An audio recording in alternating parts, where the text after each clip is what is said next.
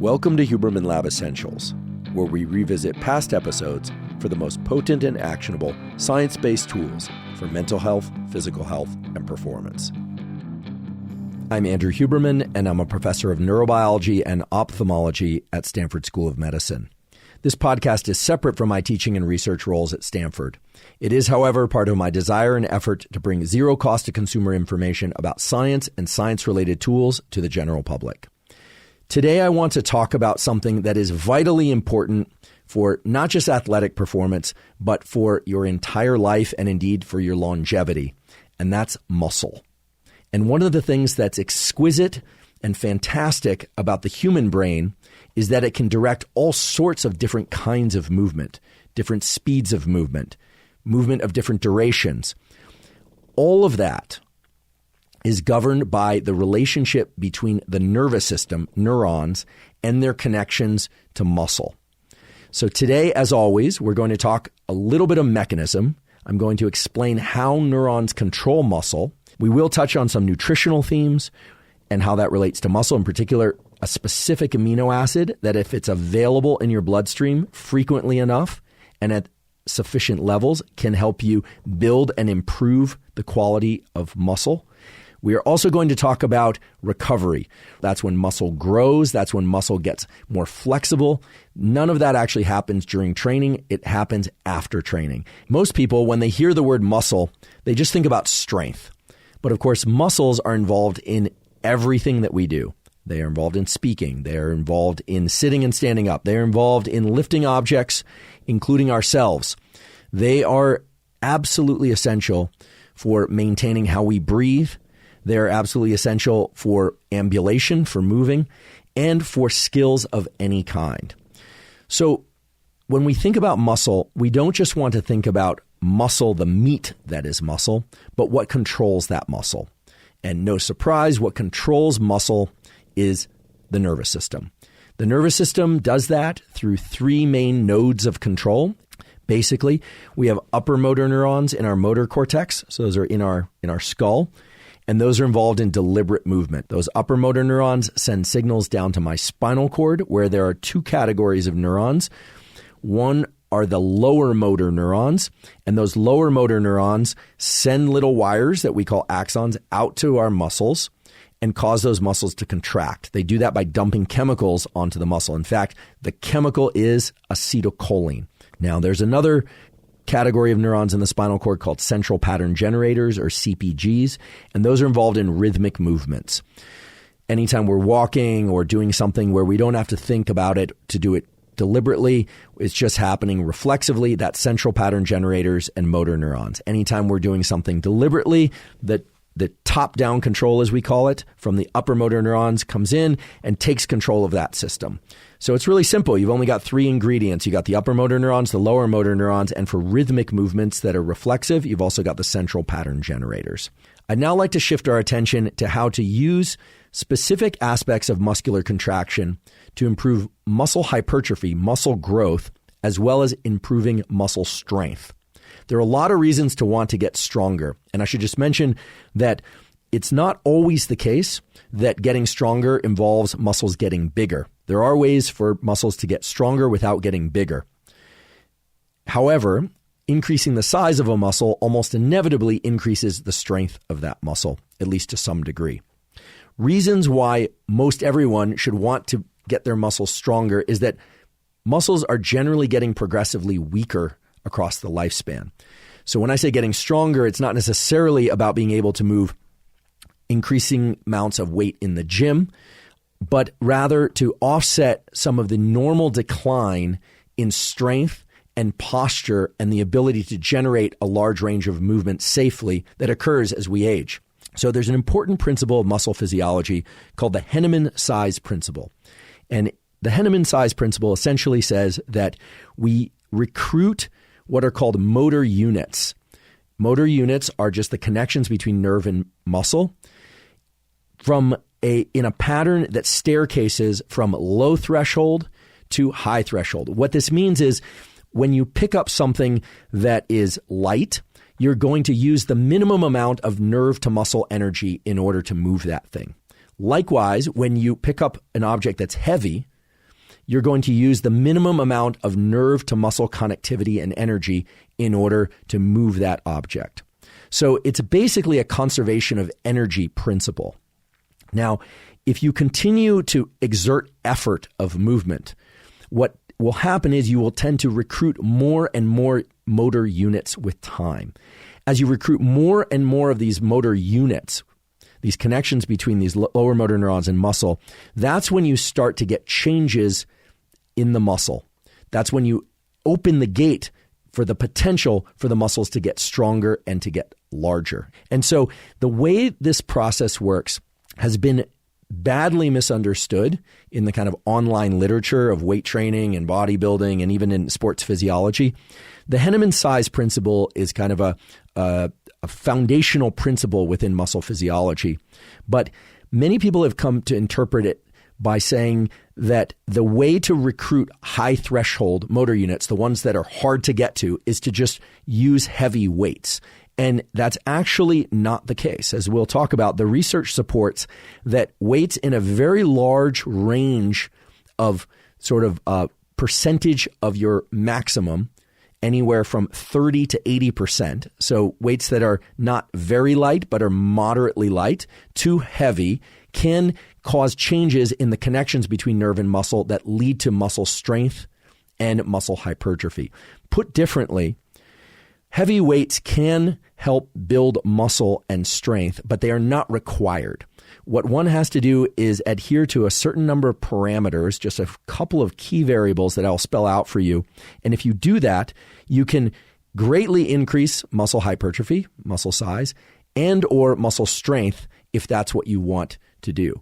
And you don't necessarily have to use heavy weights in order to do that. Now, I'm sure the powerlifters and the people that like to move heavy weights around will say, no, if you want to get strong, you absolutely have to lift heavy weights. And that might be true if you want to get very strong. But for most people who are interested in supporting their muscular such that they offset any age-related decline in strength or in increasing hypertrophy and strength to some degree, there really isn't a need to use the heaviest weights possible in order to build strength and muscle. So there are three major stimuli for changing the way that muscle works and making muscles stronger, larger, or better in some way. And those are stress, tension, and damage. Those three things don't necessarily all have to be present, but stress of some kind has to exist. So this is very reminiscent of neuroplasticity in the brain. There is a good predictor of how well or how efficient you will be in building the strength and or, if you like, the size of a given muscle. And it has everything to do with those upper motor neurons that are involved in deliberate control of muscle. You can actually do this test right now. You can just kind of march across your body mentally and see whether or not you can independently contract any or all of your muscles. Because everything about muscle hypertrophy, about stimulating muscle growth, is about generating isolated contractions, about challenging specific muscles in a very unnatural way. Whereas with strength, it's about using musculature as a system, moving weights, moving resistance, moving the body. The specific goal of hypertrophy is to isolate specific nerve to muscle pathways so that you stimulate the chemical and signaling transduction events in muscles so that those muscles respond by getting larger. So there's a critical distinction in terms of getting stronger versus trying to get muscles to be larger, hypertrophy per se, and it has to do with how much you isolate those muscles. So you can nest this as a principle for yourself, which is if you want to get stronger, it's really about moving progressively greater loads or increasing the amount of weight that you move. Whereas if you're specifically interested in generating hypertrophy, it's all about trying to generate those really hard, almost painful, localized contractions of muscle. If ever there was an area of practical science that was very confused, very controversial, and almost combative at times, it would be this issue of how best to train. I suppose the only thing that's even more barbed wire of a conversation than that is how best to eat for health. Those seem to be the two most common areas of online battle. What's very clear now from all the literature is that once you know roughly your 1 repetition maximum, the maximum amount of weight that you can perform an exercise with for 1 repetition in good form, full range of motion, that it's very clear that moving weights or using bands or using body weight, for instance, in the 30 to 80% of 1 rep maximum, that is going to be the most beneficial range in terms of muscle hypertrophy and strength, so muscle growth and strength. So let's say you're somebody who's been doing some resistance exercise kind of on and off over the years, and you decide you want to get serious about that for sake of sport or offsetting age-related declines in strength. The range of sets to do in order to improve strength ranges anywhere from 2, believe it or not, to 20 per week. Again, these are sets per week, and they don't necessarily all have to be performed in the same weight training session. It appears that 5 sets per week in this 30% to 80% of the 1 repetition maximum range is what's required just to maintain your muscle. So think about that. If you're somebody who's kind of averse to resistance training, you are going to lose muscle size and strength. Your metabolism will drop. Your posture will get worse. Everything in the context of nerve to muscle connectivity will get worse over time unless you are generating 5 sets or more of this 30% to 80% of your 1 repetition maximum per week. Okay, so what this means is for the typical person who hasn't done a lot of weight training, you need to do at least 5 sets per muscle group. Now, that's just to maintain.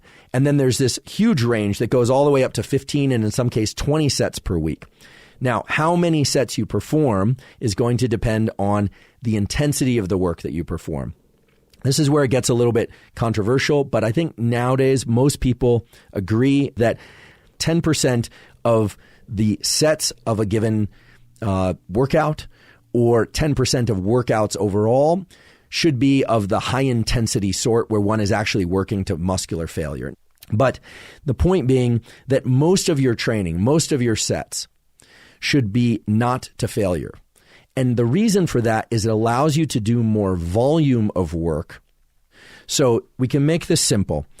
Perform anywhere from 5 to 15 sets of resistance exercise per week, and that's per muscle, and that's in this 30 to 80% of what your 1 repetition maximum. That seems to be the most scientifically supported way of offsetting any decline in muscle strength if you're working in the kind of 5-set range, and in increasing muscle strength when you start to get up into the 10 and 15 set range. But it's pretty clear that performing this 5 to 15 sets per week, whether or not it's in one workout or whether or not it's divided up across multiple workouts, is really what's going to be most beneficial. And please do keep in mind Henneman's size principle and the recruitment of motor units. And remember, the better you are at contracting particular muscles and in isolating those muscles, the fewer sets likely you need to do in order to get the desired effect. What about people who have been training for a while? If you're somebody who's been doing weight training for a while, the data point to the fact that more volume can be beneficial,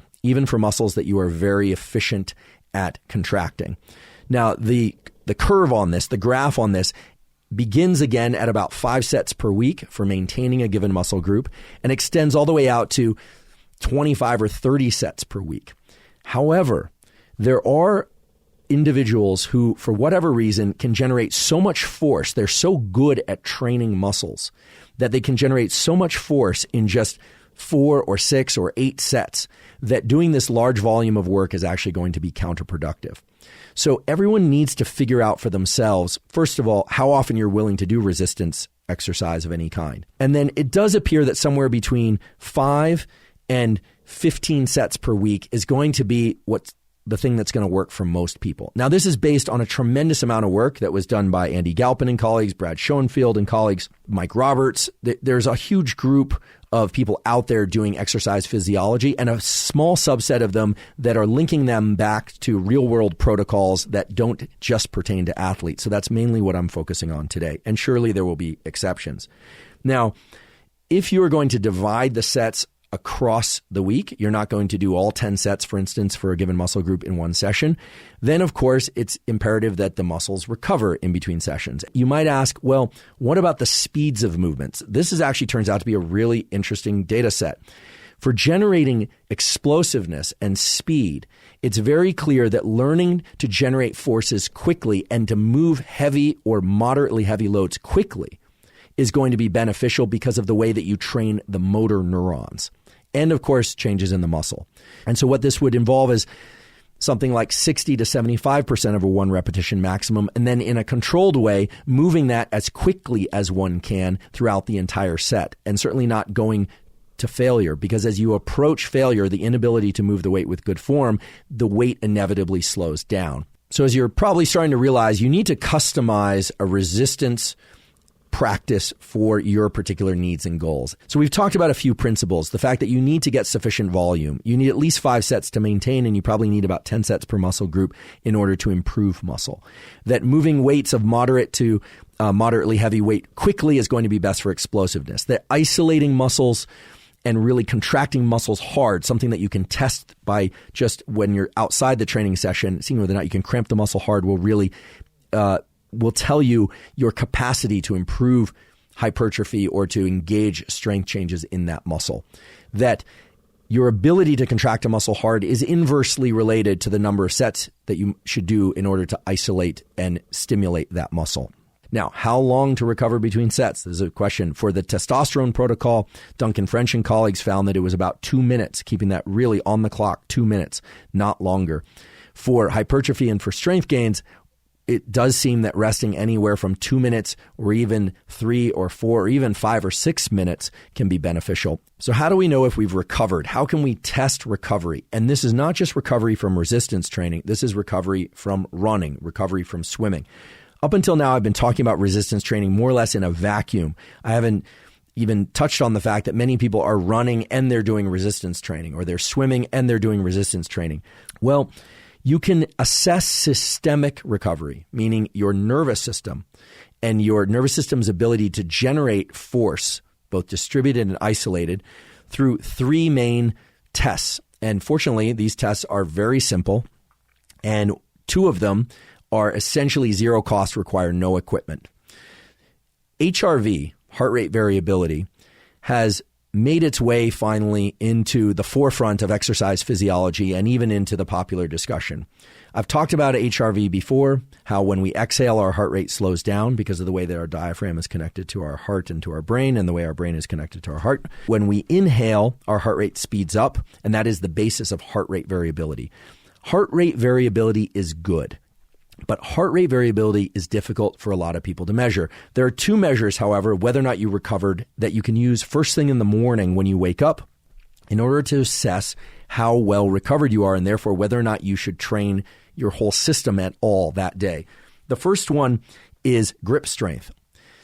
Grip strength, the ability to generate force at the level of squeezing the fist, or squeezing down on something, might seem like kind of a trivial way to assess recovery, but it's not, because it relates to your ability to use your upper motor neurons to control your lower motor neurons and to generate isolated force.